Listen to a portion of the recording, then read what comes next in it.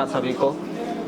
आज अत्यंत हर्ष का विषय है कि इस शुभ अवसर पर जेम क्लासेज बानसूर के उस कोहिनूर से आपको मिलवाने जा रहे हैं जिसके बारे में सामान्य ग्रामीण परिवेश के लोग कल्पना भी नहीं कर सकते कि केवल 12वीं क्लास करते करते कोई बच्चा इतने अच्छे अंकों से नीट क्वालिफाइड कर सकता है। मेरा नाम विजय जांगीर है।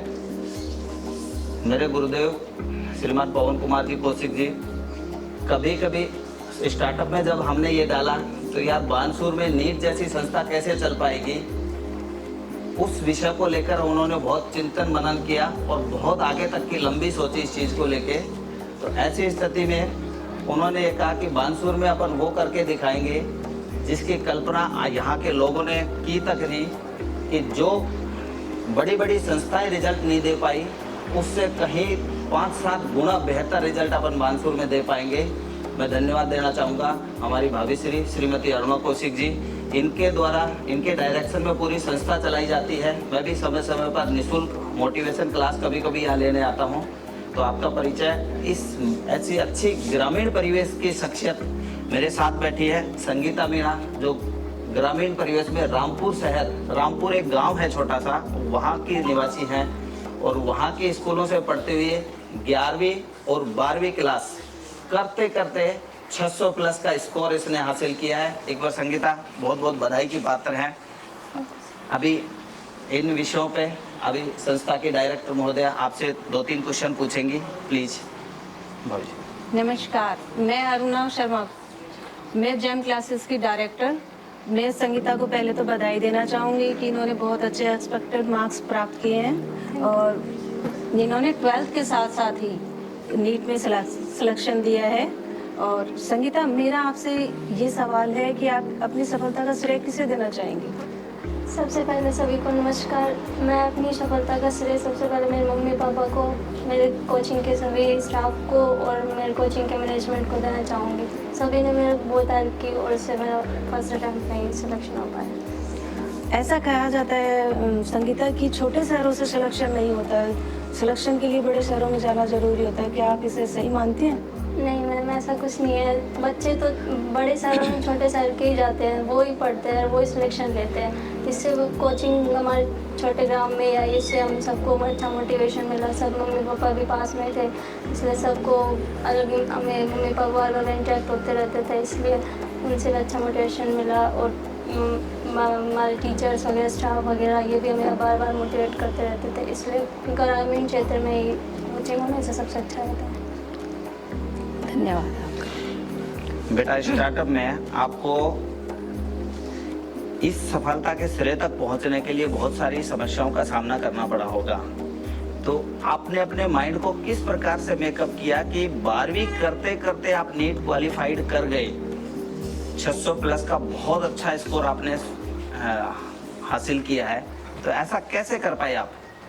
सबसे पहले जैसे मैंने 10th पास की, उसके बाद सबने मुझे से बोला कि तुम्हें बाहर जाना चाहिए नीट की तैयारी करने के लिए। पर मैंने ये नहीं सोचा। मैंने सबसे पहले मम्मी पापा ने बोला जेम क्लासेस में जाओ, तो मैं यहाँ आई। मेरे को सब बहुत डीमोटिवेट करते थे कि आप यहाँ पे हो, आपको कुछ नहीं हो पाएगा, आपने बहुत बड़ी गलती कर दी यहाँ पे आके। पर मैंने कुछ नहीं ये सोचा, बस मेरे को ये था कि पढ़ना तो अपन को ही होता है, कोचिंग कोई सी भी हो, बस सब कुछ टीचर सेम होते हैं, कहीं पर भी जाओ, बस पढ़ना खुद को ही है। इसलिए मैंने सबसे पहले यहाँ पे स्टार्ट किया। उसके बाद बस एक कंसिस्टेंसी थी मेरी कि 12th के साथ बस करना ही है। 12th में चाहे कुछ हो नहीं हो, बस नीट में करना ही है। इससे बस सब पढ़ते गए, साथ में होता गया और लास्ट में। धन्यवाद बेटा। आपने इसी सत्र में +2 पास की है, फिजिक्स, केमिस्ट्री और आपके बायो, उसमें टोटल मिला के +2 में कितनी परसेंटेज आई आपकी? 97%। 97% +2 करते करते सिलेक्शन दे के गई है। लोगों की सामान्यतः ये मान्यता रहती है कि अगर फाउंडेशन कोर्स करा दिया बच्चों को तो फाउंडेशन के अंदर उसकी परसेंटेज अच्छी नहीं आ पाती। +2 की परसेंटेज पे निश्चित फर्क पड़ता है। इस तरह की स्कूलिंग के इस विषय में, स्कूलिंग में जो भी मैनेजमेंट संभालते हैं उनकी मेंटालिटी बच्चों में इसी तरह की और गार्जियंस में डाली जाती है कि उनकी परसेंटेज नहीं बन पाती। ये आपके सामने जीता जागता कोहिनूर आपके सामने बैठा है कि +2 करते करते सिलेक्शन दिया है। +2 के अंदर 97% फिजिक्स, केमिस्ट्री और बायो के अंदर 97% हासिल किया है। बहुत बहुत बधाई के पात्र हो बेटा। आप और जितने भी बच्चे हैं उनको अपनी तरफ से क्या संदेश दे पाएंगे ताकि वो भी आप ही की तरह सफलता का परचम लहरा सकें? सबके बस एक मोटिवेशन रखना अपने साथ, बस 12th के साथ ही करना, आगे नहीं जाना। अब जो भी है अपना बेस्ट देने की कोशिश करो, साथ में सब टेस्ट सीरीज ज्वाइन करो। टेस्ट देना सबसे ज़रूरी होता है, उससे अपन को एक प्रैक्टिस मिल जाती है कि अगर मतलब नीट के पेपर में अपन को कैसे बैठना है। उसके लिए फाउंडेशन सबसे ज़रूरी होता है, क्योंकि अपन 12th की तैयारी करते हैं उसमें अपना 12th पे ध्यान रहता है। अपन ये नहीं देख पाते कि अपन को नीट में कैसे परफॉर्म करना है। इसलिए अपन को फाउंडेशन के साथ साथ अपन के वीकली टेस्ट होते हैं, उनसे अपन को पता चल जाता है कि टाइम मैनेजमेंट कैसे करना है। सबसे अच्छा होता है टाइम मैनेजमेंट कि नीट के पेपर में। बस नीट का पेपर कुछ वो नहीं है कि क्या मतलब अपन कैसे परफॉर्म करना है। नीट का पेपर टाइम मैनेजमेंट का होता है। अगर आपने अच्छे से टाइम मैनेजमेंट कर लिया तो उसके बाद सब कुछ अच्छा रहता है। इसलिए आप बस रेगुलरिटी बनाए रखो, ऐसे बीच में छोड़ना नहीं है कि आज पढ़ लिया कल पढ़ लिया, बस रोज़ पढ़ना है और बीच में गैप नहीं देना और सब बस अच्छे से रेगुलर पढ़ाई करनी है, कहने का सेंस ये है। हाँ। बिल्कुल। डॉक्टर संगीता मीणा, अब मैं लगा सकता हूँ आपके सामने। बहुत बहुत बधाई हो आपको। अब मुझे ये बताइए आप कि बेटियों को लेकर सामान्यतः ग्रामीण परिवेश में इस तरह की मानसिकता रहती है कि बेटियां डॉक्टर नहीं बन सकती।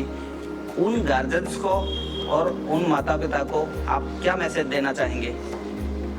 बेटियाँ सबसे मतलब सब बेटा बेटी सब समान है, इससे तो कुछ नहीं है। मेरे कोचिंग वालों ने सबसे पहले मेरे लिए बहुत कुछ किया है। इन्होंने मेरे को हमेशा बेटी की तरह रखा है। माता पिता भी, मेरे मम्मी पापा ने हमेशा मेरे को आगे ही बढ़ाया है। इसलिए सबको पढ़ाई का मौका सबको मिलना चाहिए और सब में दिमाग होता है, बस उनको यूज़ करने की ज़रूरत होती है। ऐसा कुछ नहीं है लड़कियाँ कुछ नहीं कर सकती। सबको आज तो सब कुछ लड़कियाँ ही सबसे ज़्यादा अच्छा कर रही है। चलो थैंक यू बेटा।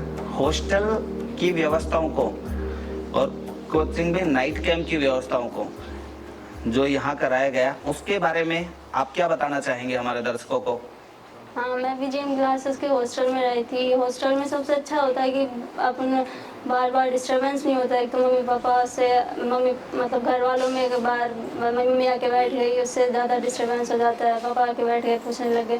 जैसे बस मतलब हॉस्टल में आसपास में बच्चे भी होते हैं तो उनसे इंटरेक्शन लगा रहता है। उनसे डाउट पूछ लो अपने, कोई पूछना हो तो। और यहाँ पे नाइट कैंप लगते थे। नाइट कैंप में रात तक आराम से पढ़ो। टीचर्स भी, फैकल्टी भी अच्छी थी, इसलिए सब कुछ अच्छा होता है। हॉस्टल में एक अलग ही मोटिवेशन मिलता है पढ़ने का। थैंक यू बेटा। संगीता, मैं आपको बधाई दूंगी और ये चाहूँगी कि आप भविष्य की ऊंचाइयों को छुएं और बहुत आगे तक जाएं। आप अपना देश में ही नहीं विदेश में भी अपना नाम कमाएं। धन्यवाद आप।